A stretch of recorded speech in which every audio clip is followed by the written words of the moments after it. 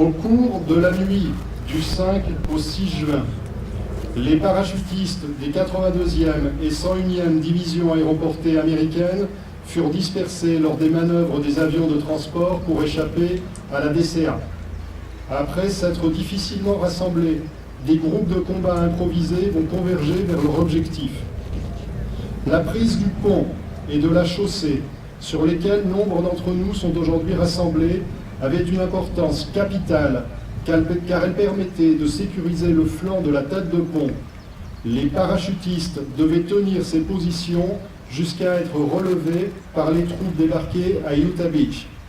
Ici, à La Fière, il y a 73 ans, du 6 au 9 juin 1944, les troupes aéroportées américaines ont connu l'un de leurs engagements le plus important et le plus meurtrier. Le manoir et le pont sont pris dès le matin du 6 juin par la compagnie A du 505e régiment d'infanterie parachutiste après un combat acharné. Les parachutistes du 507e régiment d'infanterie parachutiste occupent brièvement le hameau de Coquigny à l'extrémité ouest de la chaussée en début d'après-midi. Une contre-offensive ennemie les refoule au nord. Le groupe du lieutenant-colonel Timis est désormais encerclé dans un verger de pommiers sur la rive ouest du Marais. Depuis Coquigny, le feu ennemi fixe les positions. Le 7 juin, un déluge de feu s'abat sur les parachutistes. Le sergent Owens, après la mort de tous les officiers de sa section, envoie un message au lieutenant Dolan, commandant la compagnie A du 505e régiment d'infanterie parachutiste, pour savoir s'il doit tenir ses positions. Le Pathfinder Bob Murphy apporte les réponses. Il n'y a pas de meilleur endroit pour mourir. Les parachutistes vont tenir leur position. Sans armes lourdes, ils arrêtent les contre-attaques ennemies appuyées par l'artillerie et des blindés. L'arrivée de renforts du 507e régiment d'infanterie parachutiste et du 325e régiment de planeurs, les 7 et 8 juin, permet de relever la compagnie A du 505e, fortement éprouvée. La découverte d'un passage à gué dans le Marais inondé permet de renforcer les parachutistes du lieutenant-colonel Timis et de tenter de reprendre Coquigny par la rive ouest du Marais. Cette tentative nocturne du 325e régiment de planeurs échoue. La seule solution est alors de prendre la chaussée de vive force. Le 9 juin, appuyé par les chars et l'artillerie débarqués à Utah Beach, la charge sur la chaussée menée par le capitaine Ray du 507e régiment d'infanterie parachutiste balaye l'ennemi de Coquigny. Le capitaine Ray établit ensuite la jonction avec les hommes du lieutenant-colonel Timis, retranchés et encerclés depuis le 6 juin dans le verger de pommiers. Les deux rives du Merderet et du Marais inondé sont désormais aux mains des parachutistes. Ils tiennent la ligne de départ de l'offensive qui va permettre de couper la presqu'île du Cotentin et d'isoler Cherbourg. Allocution de M. Quétier, maire de Sainte-Mère-Église.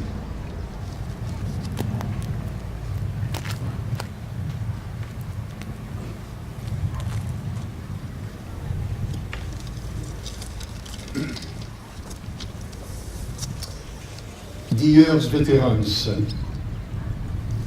nos vétérans sont partis pour se reposer un peu en cette fin d'après-midi et nous les retrouverons tout à l'heure.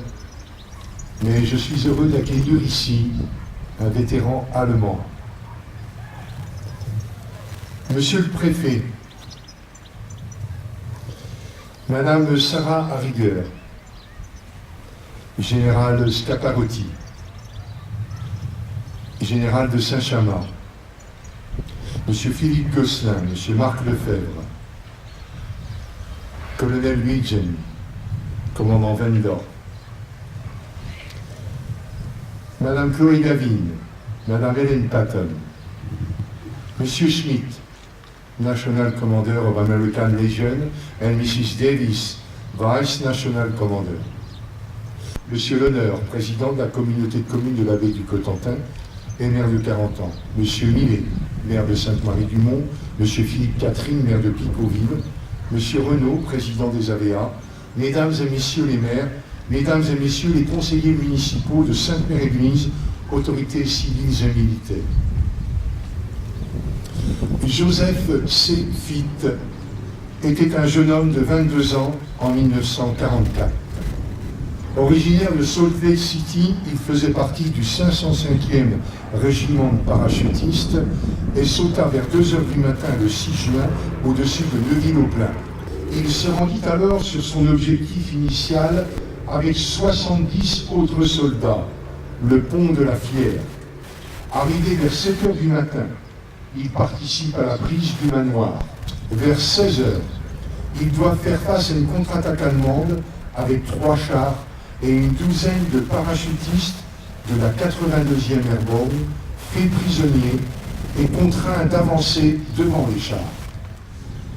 Le char de tête fut atteint sur l'une des chenilles par un tir de canon et s'immobilisa.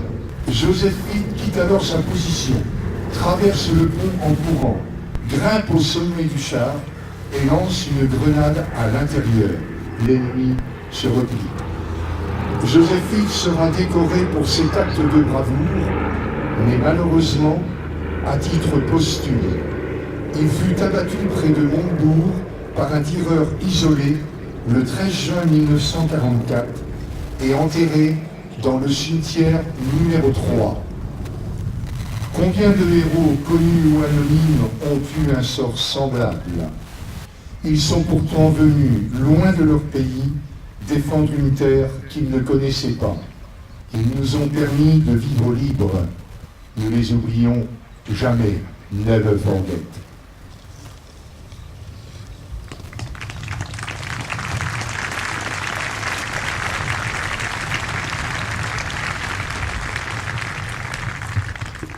Allocution de Monsieur Renaud, président de l'Association des Amis des Vétérans Américains.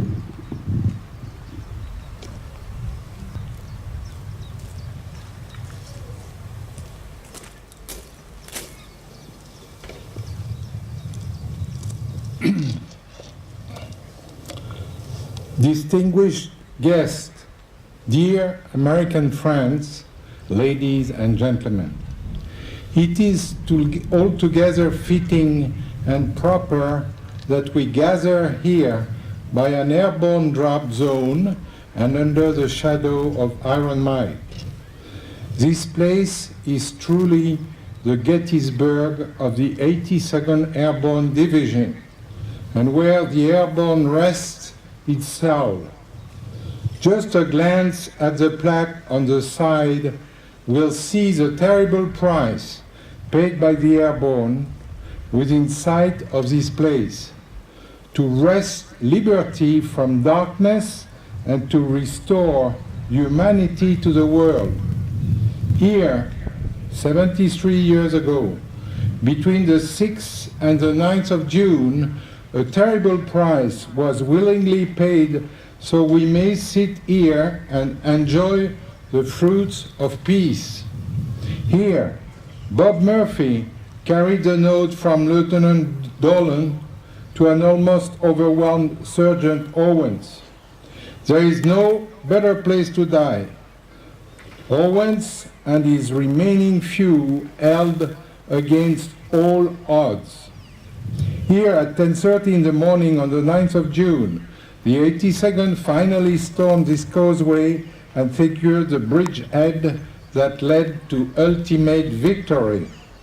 The narrow roadway was paved with the bodies of the 505, 507, and 325 infantry. This place was truly airborne. Over time, the price and the history may have been forgotten to most, but not to us, the people of Sainte-Mère-Église. In the early years, PFC Bob Murphy, the first Pathfinder on the ground, and his companion Yves Tariel returned to jump at this spot and to join the citizens of Sainte-Mère in the annual Remembrance and Mass. We did not forget from that small beginning all else that followed. To ensure this site is never forgotten and what it means for all of humanity for all time, we have recently established a permanent memorialization between the city of Sainte-Mère, the AVA Association, and the American Legion. Truly a tricolor triumvirate joined in a great and noble purpose. Borrowing on the speech of Abraham Lincoln at the first Gettysburg Memorial, we cannot dedicate, we cannot consecrate, we cannot hallow this ground. The brave men, living and dead, who struggle here have consecrated it, far above our power to add or detract. The world will little note, nor long remember what we say here, but it can never forget what they did here. There is a sacred and profound basis to the motto proven here in blood. I salute the World War II veterans with the utmost gratitude and respect. Thank you to you, American paratroopers, airborne all the way.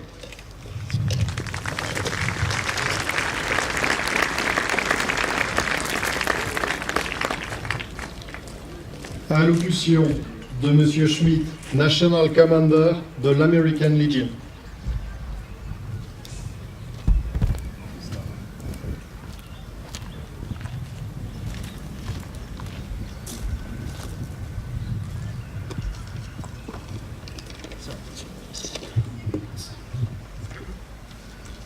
My fellow veterans, allied members of the armed forces, Mayor KTA, Mr. Renaud, distinguished guests and friends. Here today, we renew a promise to all who fought and died for the liberation of Normandy during World War II. In reality, they fought and died for liberation of all of us. Our promise is that no matter how many years passed from the time of their sacrifice, they will not be forgotten. The three-way agreement between the American Legion, Friends of American Veterans, and the city of Sainte-Mère-Église sanctifies our commitment to this memory. The American Legion, largest of all U.S. veteran organizations, is honored to share a place on this hallowed ground among our friends in Normandy who take such great care of our military ancestors. To us all, they are heroes. May our commitment never waver. May new generations always understand, long after we are gone, what took place here in 1944 and why this memorial landscape must be kept as it is today, a place of reverence where the promise to never forget must not be broken. And may this memorial always stand as a further testament to the enduring friendship among our nations and among our allies who joined forces long ago to rid the world of evil. Thank you. Thank you, sir.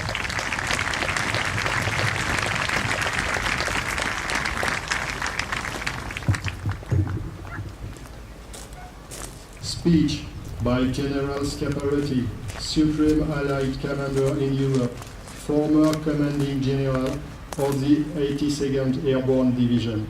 He spent most of his career in this prestigious division. He led the 82nd Airborne Division in Afghanistan during Operation Enduring Freedom.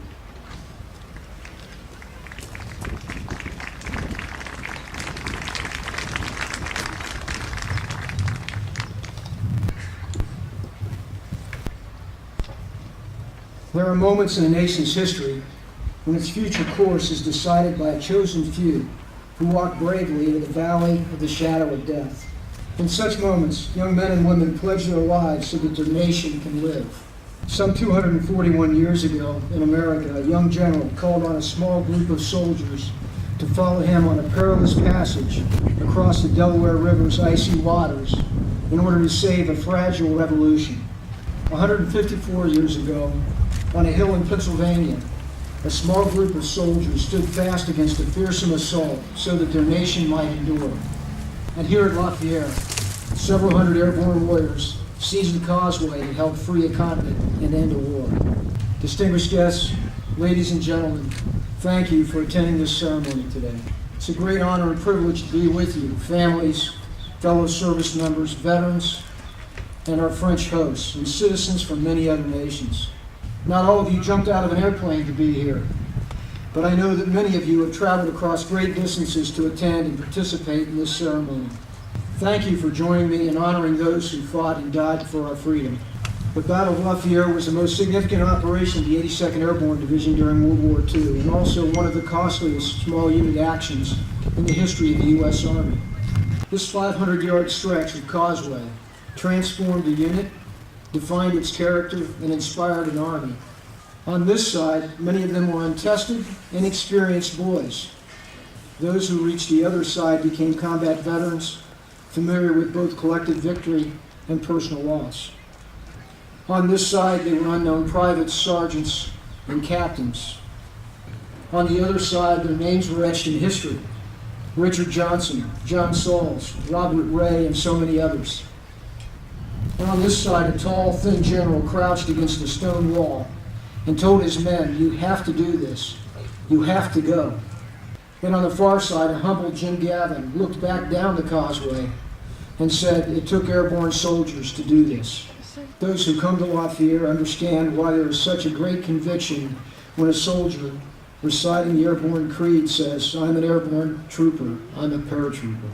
Those who read the history of this battle and listen to the stories of their fathers or grandfathers begin to understand the troopers' principles. I cherish as a sacred trust the lives of the men with whom I serve. And those who walk this narrow road begin to understand why a trooper stands up straight and swells with pride when he says he will fight where others may not go. For generations to come, the airborne trooper, the paratrooper, demonstrated that he will never fail, anywhere, anytime, and anything. Ladies and gentlemen, let us continue to be worthy of our vocation and worthy of the men who gave their lives here. Let us continue to serve with pride in our profession, with humility in our hearts. We belong to a proud and glorious team of allies, soldiers, and countrymen. Let's never forget what happened here. All the way, airborne, thank you.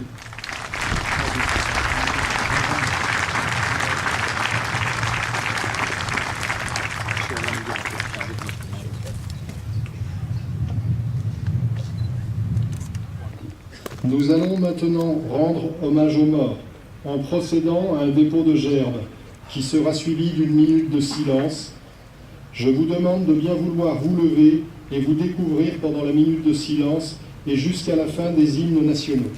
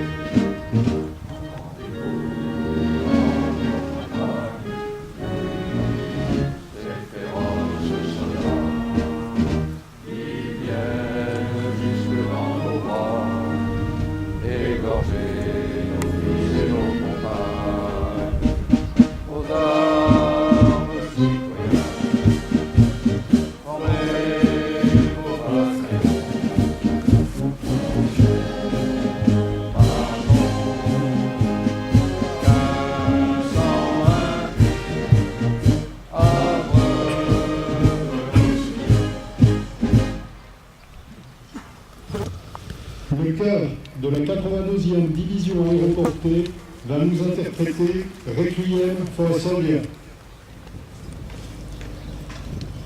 You never lived to see all you gave to me. One shining dream of hope and love, life and liberty. With a host of brave unknown soldiers for your company, you will live forever.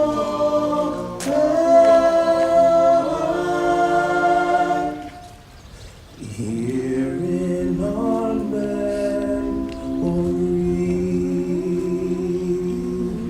infuse of sacrifice.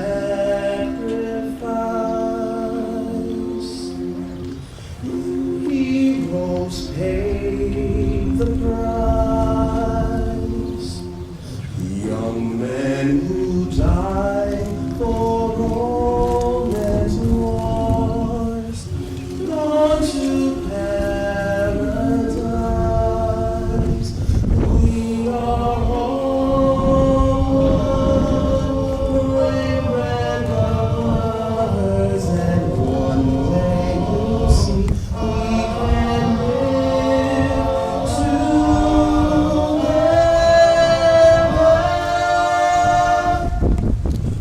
When all the world is free.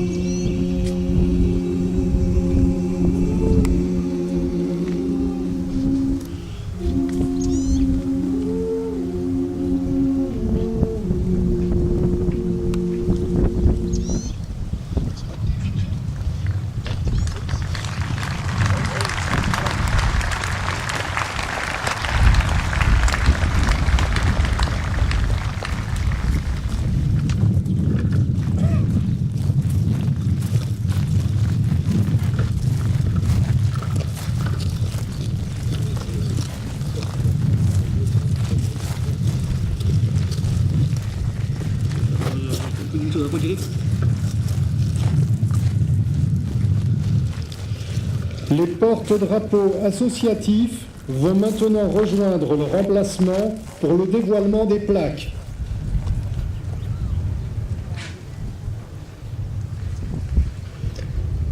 Monsieur le général Scaparotti, représentant la 82e division aéroportée. Le colonel Keith Nightingale, ancien de la 82e division aéroportée et historien de la division. Monsieur Jean Guettier, Monsieur Schmitt et Monsieur Maurice Renaud vont maintenant dévoiler une plaque en hommage au 507e régiment d'infanterie parachutiste qui s'est glorieusement illustré lors des combats de la Fière en juin 1944. Une plaque présentant l'accord tripartite de préservation de ce site de mémoire va également être dévoilée.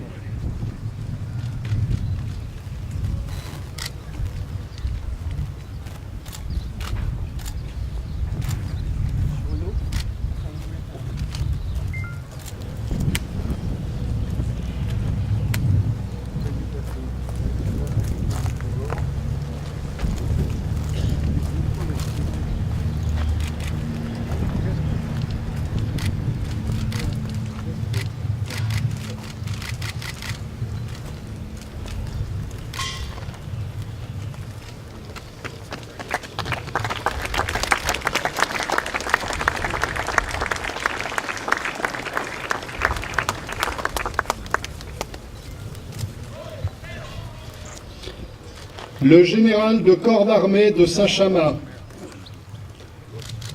et le général d'armée Scaparotti vont saluer les troupes. Les autorités principales quitteront ensuite la cérémonie après avoir salué les drapeaux associatifs.